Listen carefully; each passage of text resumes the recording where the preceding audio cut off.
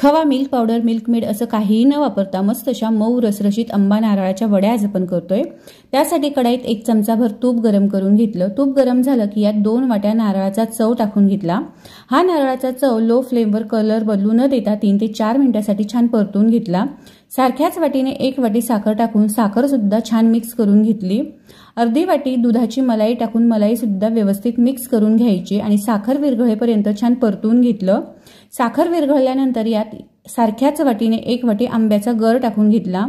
सगळं साहित्य व्यवस्थित मिक्स करून साधारण 15 ते 16 मिनिटांसाठी परतवून घ्यायचं।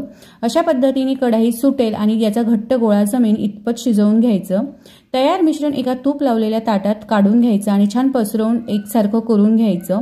त्यानंतर 1 ते 1.5 तासासाठी थंड करायचं आणि आवडत्या आकारात वड्या कट करून घ्यायच्या। तयार आहे आपल्या मऊ रसरशीत आंबा नारळाच्या वड्या। ह्या वड्यांची डिटेल रेसिपी चॅनलवर अपलोड आहे, तेव्हा चॅनलला नक्की भेट द्या।